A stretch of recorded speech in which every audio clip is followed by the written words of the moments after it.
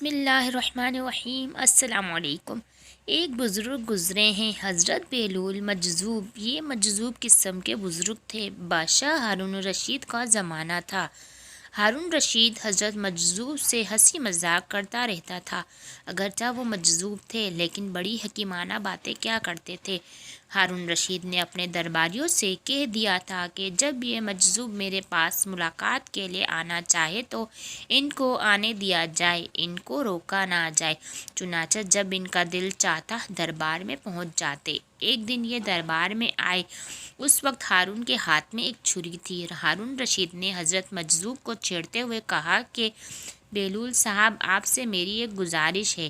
بہلول نے پوچھا کیا ہے؟ ہارون رشید نے کہا کہ میں آپ کو یہ چھری بطور امانت کے دیتا ہوں، اور دنیا کے اندر آپ کو اپنے سے زیادہ کوئی بے وقوف آدمی ملے، اس کو یہ چھری میری طرف ہدیے میں دینا۔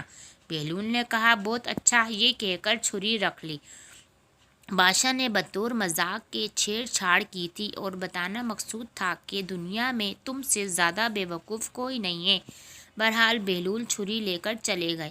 اس واقعے کو کئی سال گزر گئے۔ ایک روز بہلول کو یہ پتہ چلا کہ ہارون رشید بہت سخت بیمار ہے اور بستر سے لگے ہوئے ہیں، علاج ہو رہا ہے لیکن کوئی فائدہ نہیں ہو رہا۔ یہ بہلول مجذوب بادشاہ کی عیادت کے لیے پہنچ گئے اور پوچھا امیر المومنین کیا حال ہے؟ بادشاہ نے جواب دیا کہ حال کیا پوچھتے ہو، سفر درپیش ہے۔ بہلول نے پوچھا کہاں کا سفر درپیش ہے؟ بادشاہ نے جواب دیا کہ آخرت کا سفر درپیش ہے، دنیا سے اب جا رہا ہوں۔ بہلول نے سوال کیا کہ کتنے دن میں واپس آئیں گے؟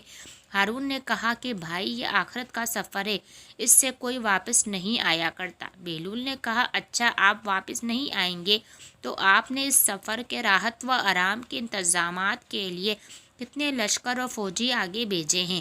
بادشاہ نے جواب میں کہا تم پھر بے وقوفی والی باتیں کر رہے ہو۔ آخرت کے سفر میں کوئی ساتھ نہیں جایا کرتا، باڈی گارڈ جاتا ہے، نہ لشکر، نہ فوج، نہ سپاہی جاتا ہے، وہاں تو انسان تنہا ہی جاتا ہے۔ بہلول نے کہا کہ اتنا لمبا سفر کہ وہاں سے واپس بھی نہیں آنا ہے، لیکن آپ نے کوئی فوج اور لشکر نہیں بھیجا، حالانکہ اس سے پہلے آپ کے جتنے سفر ہوئے تھے اس میں انتظامات کے لیے آگے سفر کا سامان اور لشکر جایا کرتا تھا، اس سفر میں کیوں نہیں بھیجا؟ بادشاہ نے کہا نہیں، یہ سفر ایسا ہے کہ اس سفر میں کوئی لاؤ لشکر یا فوج نہیں بھیجی جاتی۔ بہلول نے کہا بادشاہ سلامت، آپ کی ایک امانت بہت عرصے سے میرے پاس رکھی ہے، وہ ایک چھری ہے۔ آپ نے فرمایا تھا کہ مجھ سے زیادہ کوئی بے وقوف تمہیں ملے تو اس کو دے دینا۔